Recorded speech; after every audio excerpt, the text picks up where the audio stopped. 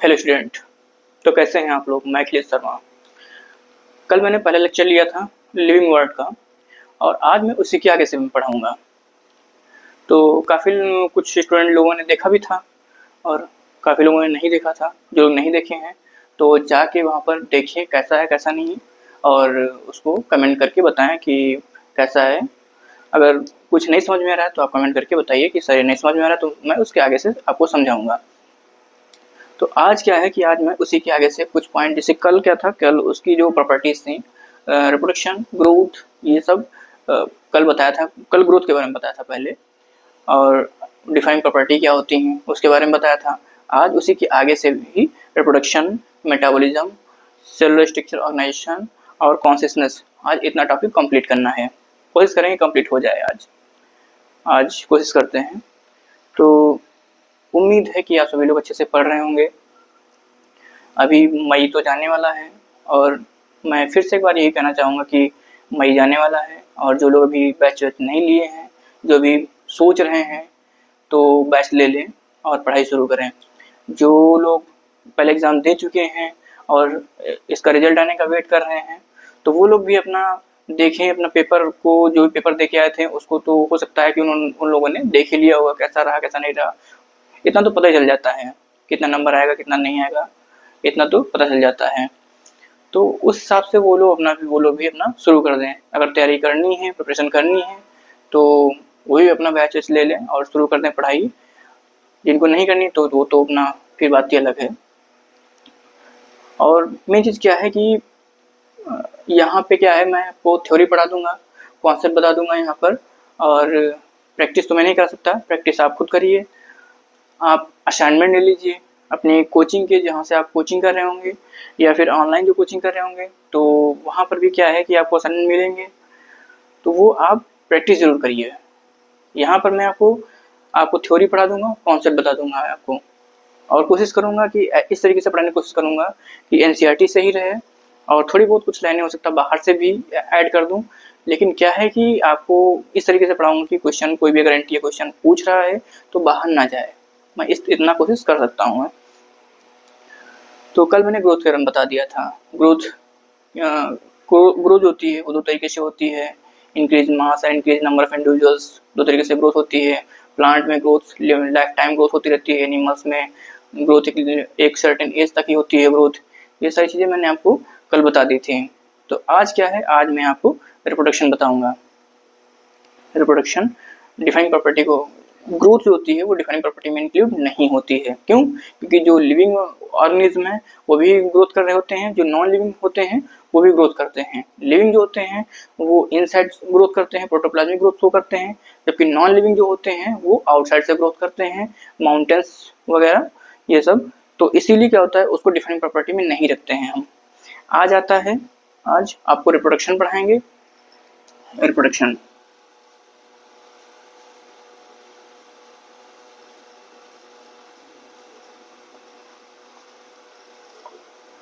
ये second heading है, क्योंकि कल मैंने आपको ग्रोथ के बारे में कल मैंने आपको बता दिया था। लिविंग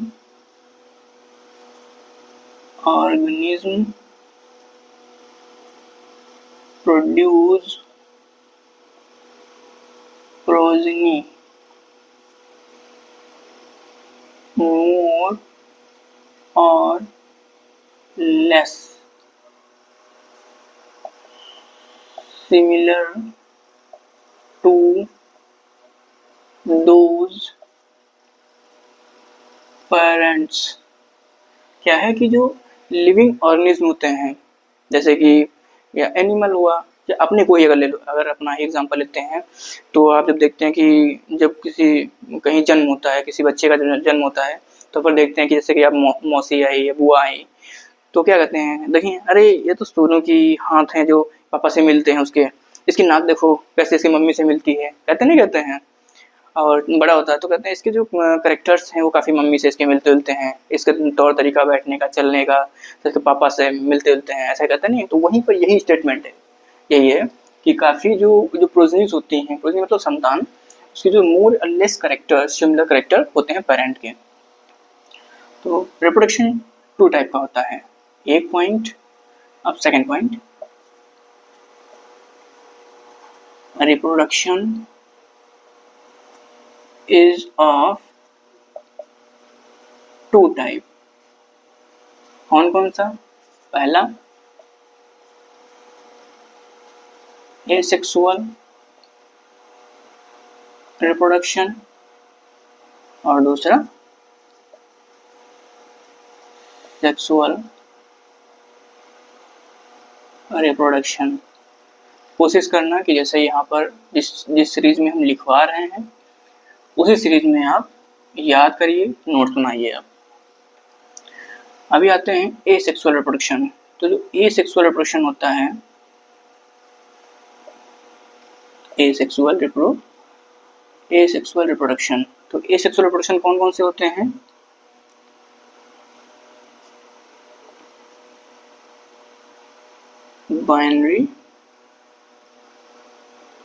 बाइनरी फिजन,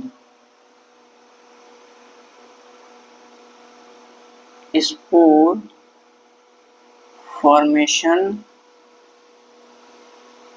फ्रेगमेंटेशन और एक आता है वेजिटेटिव प्रोपेगेशन। बाइनरी फिजन, जब आप बायोलॉजिकल क्लासिफिकेशन पढ़ेंगे वहाँ पर बैक्टीरिया में जब देखेंगे आप, वहाँ पर दे रखा है बाइनरी फिजन। स्पोर फॉर्मेशन, आप फंजाई के बारे में पढ़ेंगे, वहाँ पर बहुत सारे स्पोर बन रहे होते हैं, तो ये वहाँ पर स्पोर फॉर्मेशन आप देखेंगे। फ्रेगमेंटेशन एक चीज़ आपको फ्रेगमेंटेशन के बारे में बताते हैं।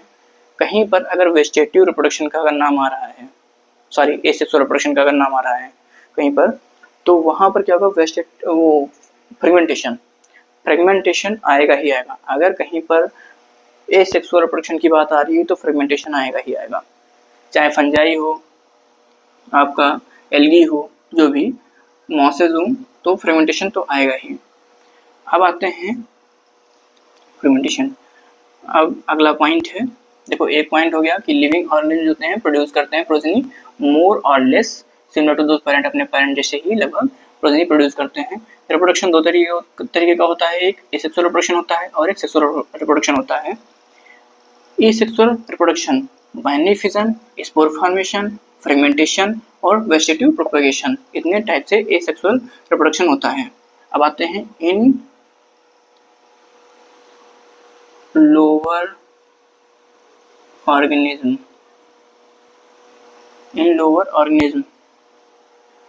लाइक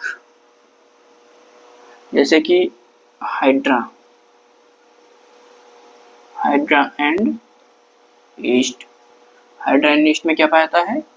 इसमें बडिंग पाई जाती है। हाइड्रा एंड ईस्ट में क्या होता है? बडिंग होती है। तो ये यहाँ तक आप नोट कर लीजिए, हाइड्रा एंड ईस्ट में बडिंग होती है। तो फिर से बता देते हैं कि लिविंग ऑर्गेनिज्म होते हैं प्रोड्यूस करते हैं progeny more or less similar to those of parent, अपने पेरेंट जैसे ही प्रोजेनी को प्रोड्यूस करते हैं। रिप्रोडक्शन दो तरीके का होता है, एक तो एसेक्सुअल रिप्रोडक्शन और एक सेक्सुअल रिप्रोडक्शन। दो तरीके का रिप्रोडक्शन होता है ये। एसेक्सुअल रिप्रोडक्शन बाइनरी फिजन के द्वारा होता है, स्पोर फॉर्मेशन के द्वारा होता है, फ्रेगमेंटेशन के द्वारा होता है, वेजिटेटिव प्रोपेगेशन के द्वारा होता है। एसेक्सुअल रिप्रोडक्शन इतने टाइप से होता है, ठीक है। अब आते हैं रिप्रोडक्शन, जो एसेक्सुअल रिप्रोडक्शन हुआ है वो कैसे कैसे होता है लोअर ऑर्गेनिज्म में। जैसे कि हाइड्रा और ईस्ट की अगर बात करते हैं, हम हाइड्रा ईस्ट की बात करते हैं तो बडिंग के थ्रू होता है, हाइड्रा ईस्ट की अगर बात करते हैं तो बडिंग के थ्रू होता है। अभी और भी है, उसको हम पहले रफ कर देते हैं तब आगे बताते हैं आपको। कोशिश करिए नोट्स जैसे लिखवा रहे हैं उसी तरीके से आप नोट्स बना लीजिए, ये आप ही के लिए अच्छा रहेगा, याद करने में अच्छा रहेगा आपको। और ये लाइनें सारी एनसीईआरटी से हैं और ये आ भी चुकी हैं एग्जाम में, पूछी भी जा चुकी हैं। जो रिप्रोडक्शन में ये हाइड्रा वगैरह के बारे में पूछा जा, हाइड्रा ईस्ट के बारे में पूछा जा चुका है कि इसमें क्या पाया जाता है। तो फिर से लिखते हैं यहाँ पर, इन lower organism like Hydra and east, hydra and east में क्या पाया जाता है, बडिंग पाई जाती है। यहाँ पर बडिंग पाई जाती है, हाइड्रा एंड ईस्ट में बडिंग पाई जाती है, ठीक है। उसके बाद में आता है प्लेनेरिया। अब इसका बहुत बढ़िया सिस्टम है प्लेनेरिया का। इसमें ट्रू रीजनरेशन इसमें पाई जाती है। इसमें ट्रू रीजनरेशन पाई जाती है। कैसे होता है ये, कैसे अपने को मतलब अपने को रीजनरेट करता है, कैसे रीजनरेट करता है, इसकी एक प्रोसेस होती है। जैसे कि ये आप मानिए ये क्या है, ये प्लेनेरिया है, ये प्लेनेरिया है। उसके बाद में आपने इसको क्या किया, यहाँ से कट कर दिया। ये प्लेनेरिया है, इसको कट कर दिया आपने। ये इसके दो क्या बन गए, दो फ्रेगमेंट बन गए छोटे छोटे, ये फ्रेगमेंट बन गए, ये क्या बन गए, फ्रेगमेंट बन गए। इसको आपने कट कर दिया, दो फ्रेगमेंट बन गए। अब क्या होगा, ये दोनों फ्रेगमेंट क्या हो गए, ये कंप्लीट प्लेनेरिया बना लेंगे। कैसे, ऐसे ये बन गया। अब ये दो कंप्लीट प्लेनेरिया बन गई, कंप्लीट ये प्लेनेरिया, ये कंप्लीट प्लेनेरिया बन गई अब यहाँ पर, ठीक है। ये कंप्लीट प्लेनेरिया बन जाती है। ये हो गया, हाइड्रा में पता चल गया बडिंग के थ्रू होता है सेक्सुअल रिप्रोडक्शन, प्लेनेरिया में ट्रू रीजनरेशन पाया जाता है, ठीक है। उसके बाद में आते हैं फंजाई।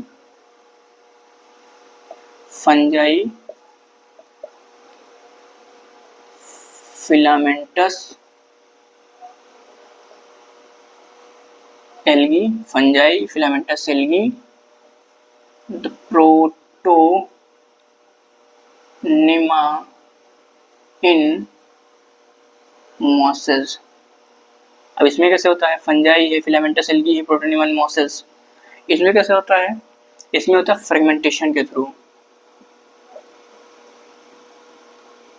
फ्रेगमेंटेशन कैसे होगा, फ्रेगमेंटेशन के थ्रू होता है इसमें सेक्सुअल रिप्रोडक्शन, फ्रेगमेंटेशन के थ्रू होता है।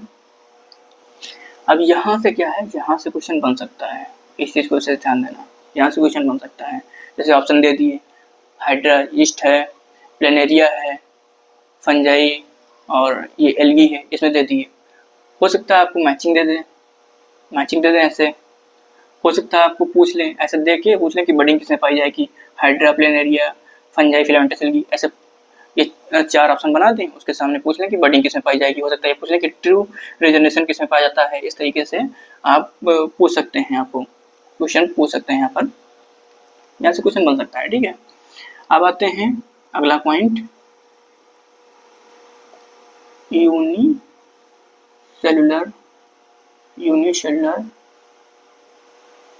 organism like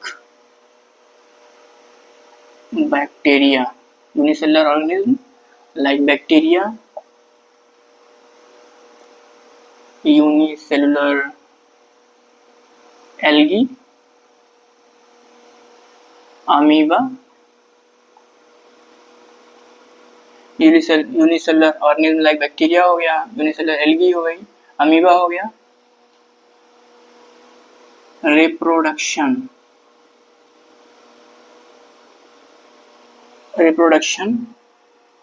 unicellular organism like bacteria, unicellular algae, amoeba, reproduction is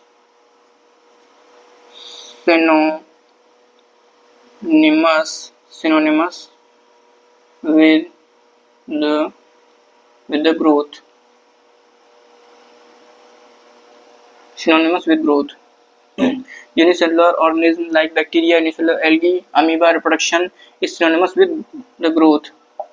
क्या है कि ये यूनिसेलुलर ऑर्गेनिज्म होते हैं, इसमें क्या होता है कि बैक्टीरिया, यूनिसेलुलर एल्गी हुआ, अमीबा हुआ, इसमें जो रिप्रोडक्शन होता है वो ग्रोथ के सिनोनिमस होता है। आपको कल मैंने पढ़ाया था, एक एक्सक्लूसिव इवेंट के बारे में पढ़ाया था कि वहाँ पर क्या होता है, ग्रोथ एंड रिप्रोडक्शन अलग अलग होता है। लेकिन यहाँ पर क्या होता है, जो यूनिसेलुलर ऑर्गेनिज्म होते हैं इनमें रिप्रोडक्शन जो होता है वो ग्रोथ के सिनोनिमस होता है। कि जैसे कि यहाँ पर क्या होता है कि जैसे जब सेल डिवाइड करेगी, जब सेल डिवाइड करेगी 1 से 2, 2 से 4, 4 से 8, 8 से 16, 16 से 32, जैसे जैसे सेल डिवाइड करेगी तो यहाँ पर क्या नंबर बढ़ रहा है, ग्रोथ हो रही है, ग्रोथ हो रही है, कॉलोनी बढ़ती है, उसे ग्रोथ कंसीडर करते हैं। और वहाँ पर जो नंबर जब सेल डिवाइड हो रही है तो इसी को रिप्रोडक्शन भी कंसीडर कर लेते हैं। सेल डिवाइड करी, सेल डिवाइड करी 1 से 2, 2 से 4 हुई, क्या कहते हैं, कॉलोनी ग्रो कर रही है। ठीक है। और क्या हुआ, जब जब ये 1 से 2, 2 से 4, 4 से 8 बैक्टीरिया डिवाइड कर रही है तो इसी को ही हम क्या कंसीडर करते हैं, रिप्रोडक्शन कंसीडर करते हैं। इसीलिए जो ग्रोथ होती है, जो रिप्रोडक्शन होता है वो सिनोनिमस होता है ग्रोथ के, दैट इज इंक्लूसिव इवेंट। इसे हम क्या बोल सकते हैं, इंक्लूसिव इवेंट बोल सकते हैं हम। ठीक है, इसे हम इंक्लूसिव इवेंट बोल सकते हैं। अब आते हैं हम, बहुत सारे ऐसे ऑर्गेनिज्म होते हैं, एक सेकंड पानी पी लेते हैं।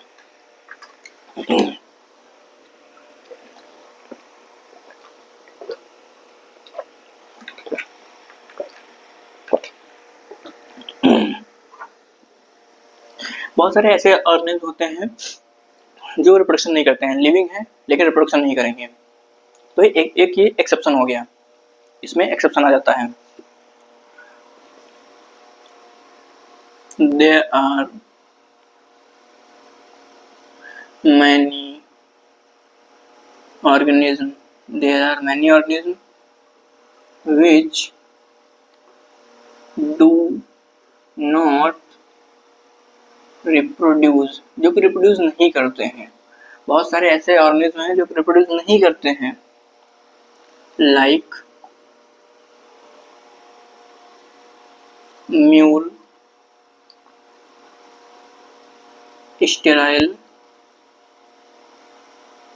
वर्कर बीज, म्यूल हो गया, स्टेराइल वर्कर बीज हो गया, इनफर्टाइल कपल हो गया, इनफर्टाइल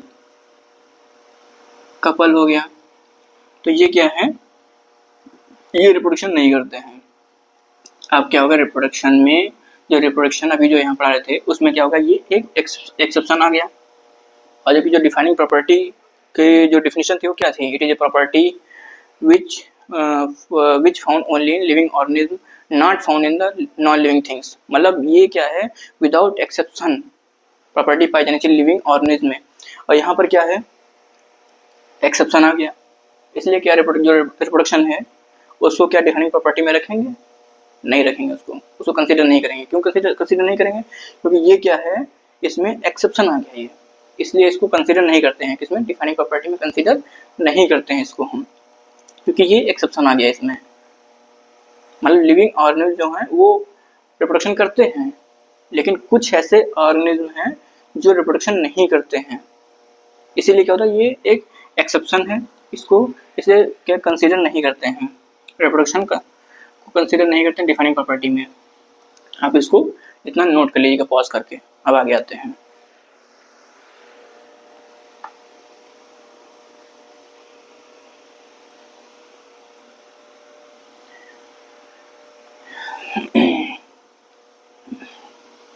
अभी तक ग्रोथ पढ़ लिए हैं, रिप्रोडक्शन पढ़ लिए हैं, जो कि ग्रोथ भी क्या है, डिफाइनिंग प्रॉपर्टी में नहीं आती है, क्योंकि वहाँ नॉन लिविंग लिविंग दोनों ग्रो कर रहे थे, इसलिए वो डिफाइनिंग प्रॉपर्टी में नहीं आते हैं। रिप्रोडक्शन में भी वही है, इसमें भी एक्सेप्शन है रिप्रोडक्शन में, इसलिए यहाँ पर भी क्या है, कंसीडर नहीं करते हैं रिप्रोडक्शन को भी। Reproduction can not considered as defining property, इसलिए रिप्रोडक्शन को हम डिफाइनिंग प्रॉपर्टी कंसीडर नहीं करते हैं। अब आते हैं मेटाबॉलिज्म पर। ये हो गई दो, मेटाबॉलिज्म क्या हो गई, अब ये कौन सी हेडिंग है, तीसरी हेडिंग डिफाइनिंग प्रॉपर्टी, तीसरी हेडिंग है मेटाबॉलिज्म। मेटाबॉलिज्म क्या होता है, मेटाबॉलिज्म बेसिकली है क्या, मेटाबॉलिज्म क्या है, जो बॉडी के अंदर बहुत सारी जो रिएक्शन चलती हैं, कैटाबॉलिज्म रिएक्शन, एनाबॉलिक रिएक्शन, दोनों को मिला के क्या कहते हैं हम, मेटाबॉलिक रिएक्शन बोलते हैं। कुछ ऐसे जैसे कुछ रिएक्शन ऐसी होती हैं जो प्रोडक्ट को बना रही होती हैं, उन्होंने क्या क्या बोलते हैं, एनाबॉलिक रिएक्शन उनको बोलते हैं। और जो जहाँ पर क्या होता है, प्रोडक्ट टूट रहा होता है, ब्रेक हो रहा होता है, कुछ से और बनना होता है, एनर्जी बननी होती है, कुछ भी इस तरीके से बनना होता है, तो वो कौन सी रिएक्शन होती है, वो कैटाबॉलिक रिएक्शन होती हैं। लेकिन ऐसा नहीं कि मतलब एनाबॉलिक रिएक्शन सही है, कैटाबॉलिक रिएक्शन जो होती है नहीं सही है, दोनों इंपॉर्टेंट दोनों हैं। और दोनों को मिला के कैटाबॉलिक रिएक्शन हो, एनाबॉलिक रिएक्शन हो, दोनों को मिला के जो है उसको हम मेटाबॉलिक रिएक्शन बोलते हैं, दोनों को मिला के। तो दोनों को मिला के हम क्या कहेंगे, हम मेटाबॉलिक रिएक्शन कहेंगे।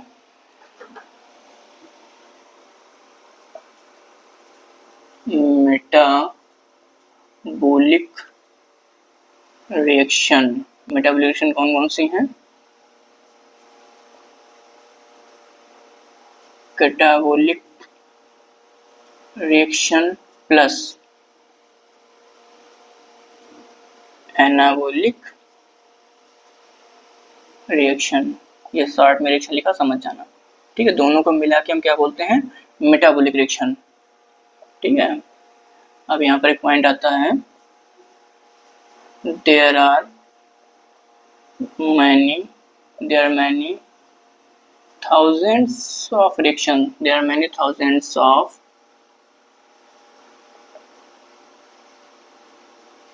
metabolic reaction, there are many thousands of metabolic reaction,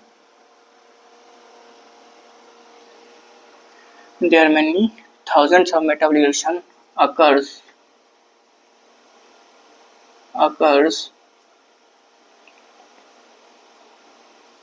inside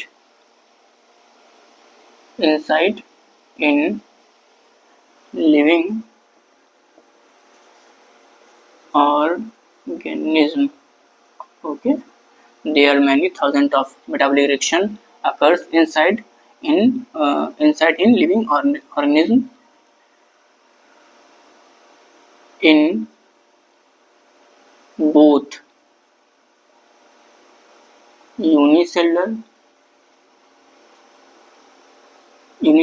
and multicellular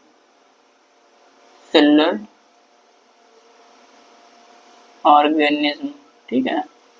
अब चाहे यूनिसेलुलर ऑर्गेनिज्म हो, चाहे मल्टीसेलुलर ऑर्गेनिज्म हो, जो मेटाबॉलिक रिएक्शन होती हैं वो दोनों में पाई जाएंगे, डिपेंड नहीं करता कि ये यूनिसेलुलर है या मल्टीसेलुलर है, मेटाबॉलिक रिएक्शन दोनों में पाई जाएंगी। जो मेटाबॉलिक रिएक्शन है वो दोनों में पाई जाएंगी, वो डिपेंड नहीं करता है कि यूनिसेलुलर है मल्टीसेलुलर है, वो दोनों में पाई जाती हैं। अब क्या है, an isolated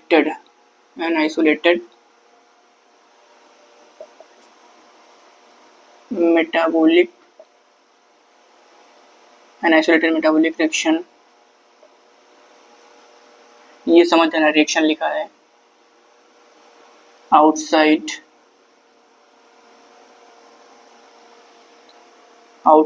and metabolic reaction outside from the body, outside from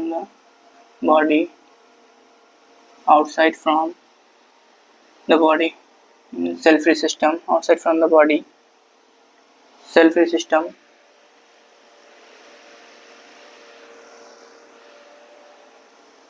outside from the body, cell-free system, cell-free system, outside from the body, cell-free system, performed in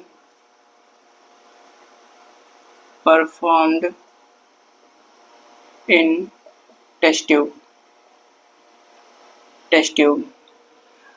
मतलब कोई जो मेटाबॉलिक रिएक्शन है, अगर उसको हम बॉडी से बाहर करते हैं, मतलब सेल में नहीं होगी, वो सेल से बाहर करते हैं, अगर हम उसको टेस्ट ट्यूब में reaction, metabolic reaction test tube में कराते हैं, then an isolated metabolic reaction outside from the body cell-free system performed in test tube, that is neither living nor non living. तो ना ही वो रिएक्शन लिविंग होगी और ना ही वो नॉन लिविंग होगी। एक second,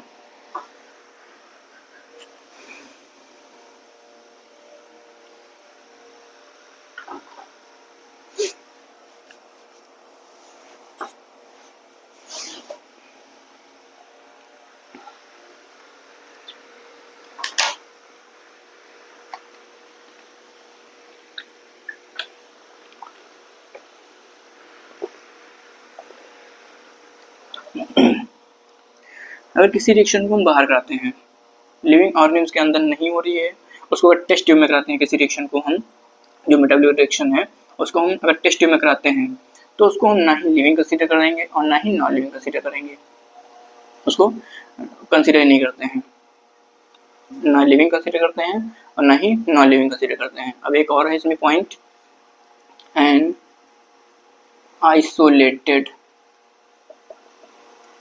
metabolic reaction in vitro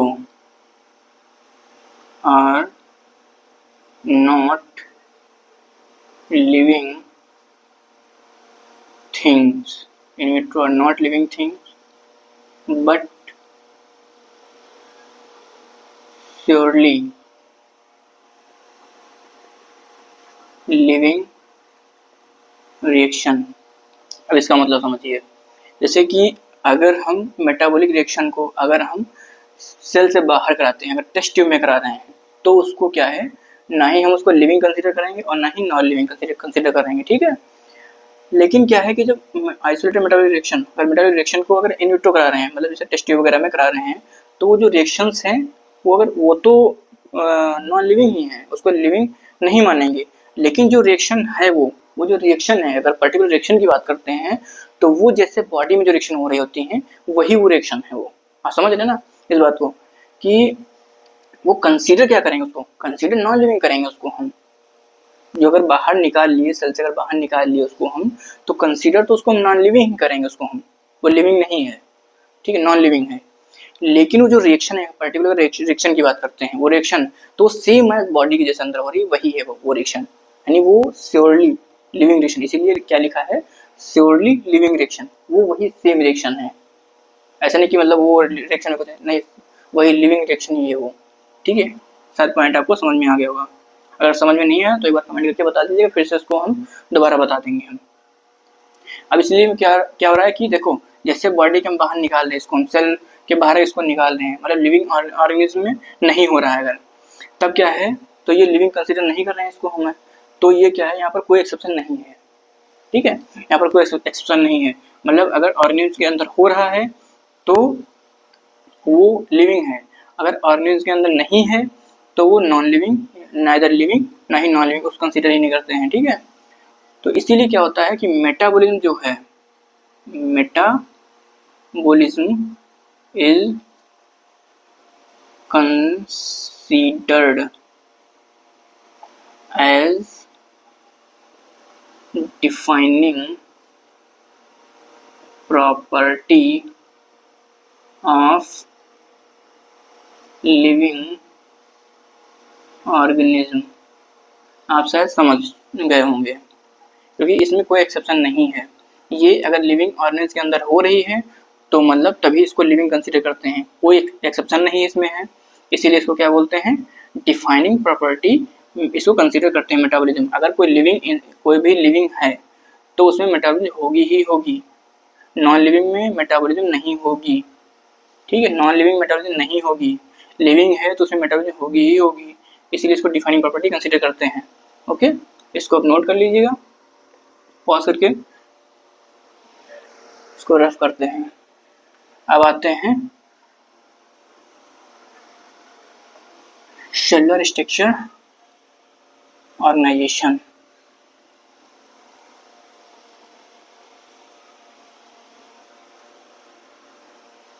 उसमें कुछ है नहीं, सेलुलर स्ट्रक्चर ऑर्गेनाइजेशन में उसमें कुछ भी नहीं है, एक ही लाइन है इसमें, लिख लीजिए आप, 3 हो गई थी, ये चौथी है, सेलुलर स्ट्रक्चर या सेलुलर स्ट्रक्चर या फिर ऑर्गेनाइजेशन। ठीक है,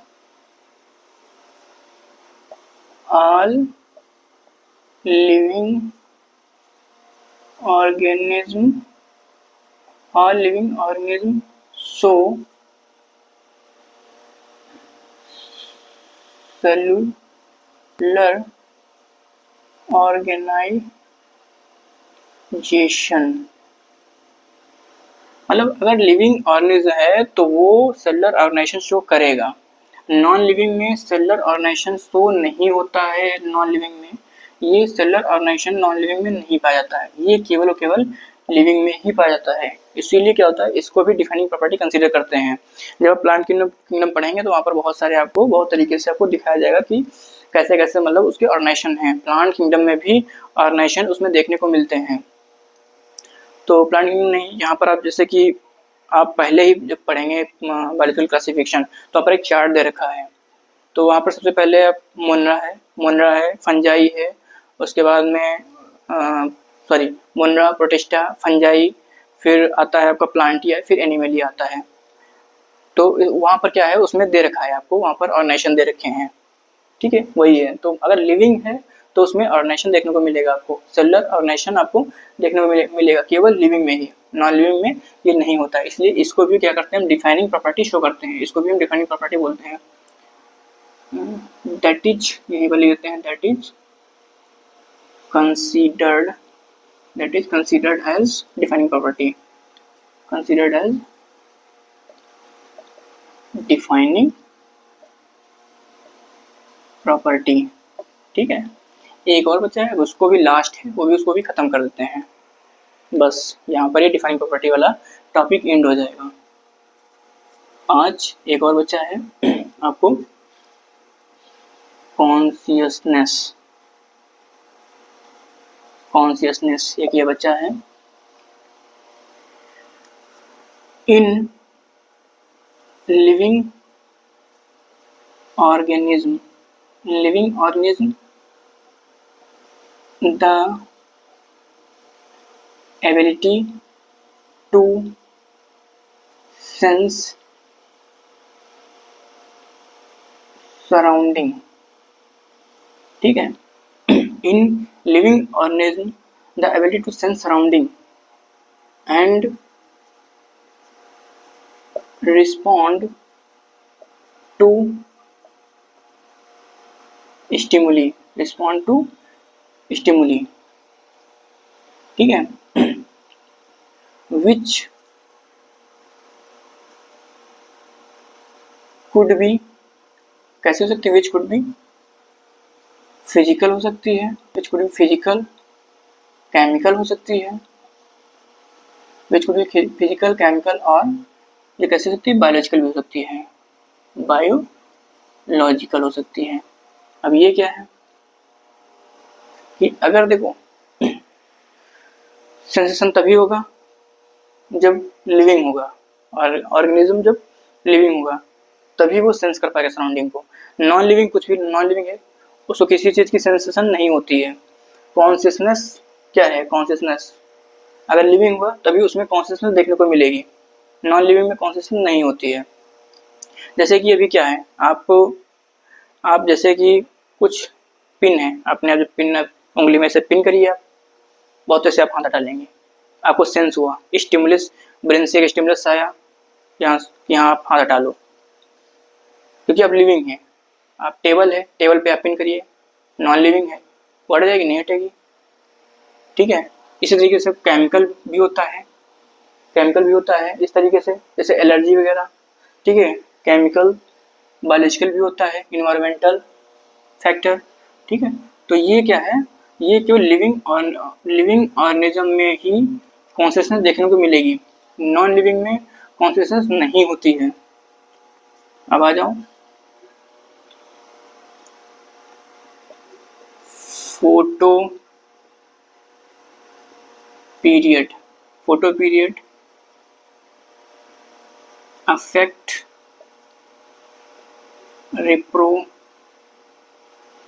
फोटो पीरियड अफेक्ट रिप्रोडक्शन, ये की में photo period affect reproduction in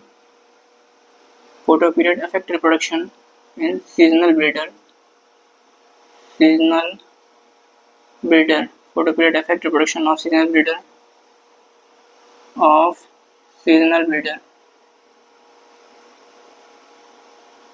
in both plant and animal. ठीक है, क्या है कि जो फोटो पीरियड होता है, जब आप प्लांट फिजियोलॉजी पढ़ेंगे तो वहाँ पर क्या होता है, प्लांट फिजियोलॉजी में एक है फोटो पीरियडिज्म टॉपिक है, तो वहाँ पर क्या दिखाया गया है कि वो फ्लावरिंग के बारे में बताया गया, किसे long day plant, short day plant, इस तरीके से। तो क्या वो रिस्पॉन्ड कर रहे हैं, फोटो पीरियड को रिस्पॉन्ड कर रहे हैं वो फ्लावरिंग, वो एक उसको लाइट के अकॉर्डिंग उसकी फ्लावरिंग हो रही है। और क्या होता है, जैसे कुछ ऐसी फसल्स होती हैं, जो कुछ ऐसी फसल क्रॉप हैं, वो एक अकॉर्डिंग अपने टाइम पर ही होती हैं, उसमें तैयार होती हैं। जैसे कुछ विंटर की फसल हैं, अगर जो विंटर की जो क्रॉप हैं उनको आपको पता लगा समर में लगा देंगे तो वो नहीं होंगी, या फिर जो समर की क्रॉप हैं आप उनको अगर विंटर में अगर उनको लगा देंगे तो नहीं होंगी। तो क्या है, वो एक सीजनल, वो इसी का एग्जांपल सीजनल ब्रीडर। ठीक है, photo period affect the reproduction of seasonal breeder in both plant और एनिमल में भी इसी तरीके से एनिमल में होता है। अच्छा, एक चीज़ और है, जैसे कि अभी आप आम देखते हैं, अभी इस टाइम क्या है, आम आ रहे हैं। आम क्या आप ठंडक में खाते हैं? वैसे तो आजकल तो हालांकि हमेशा मिल जाते हैं, लेकिन क्या जो जैसे जो प्लांट हैं ये, इसमें क्या फ्लावरिंग कब होती है? विंटर में होती है। कब होती है? गर्मी में होती है। आम कब आते हैं? गर्मी में आते हैं। तो यही चीज़ है प्लांट में। ऐसे सीजनल ब्रीडर आपको यहाँ भी देखने को मिलेंगे, एनिमल में भी सीजनल ब्रीडर होते हैं, जो कि ब्रीडिंग पर्टिकुलर टाइम पर ही करते हैं ये। ठीक है, एनिमल में भी ऐसा ही देखने को मिलता है। इसमें भी क्या है कि कॉन्शियसनेस ओनली लिविंग में ही ये पाई जाती है, नॉन लिविंग अभी आपको एग्जाम्पल बताया था, जैसे कि आप लिविंग है तभी आप चीज़ों को सेंस कर पाते हैं। टेबल को आप अगर पिन करिए नहीं सेंस कर पाएगा, तो ये चीज़ है। तो कॉन्शियसनेस केवल और केवल लिविंग में पाई जाती है, कॉन्शियसनेस लिविंग में पाई जाएगी, नॉन लिविंग में कॉन्शियसनेस नहीं होती है। इसीलिए इसको क्या है, डिफाइनिंग प्रॉपर्टी कंसिडर करते हैं। इसलिए इसको क्या करते हैं, डिफाइनिंग प्रॉपर्टी कंसिडर करते हैं। तो consciousness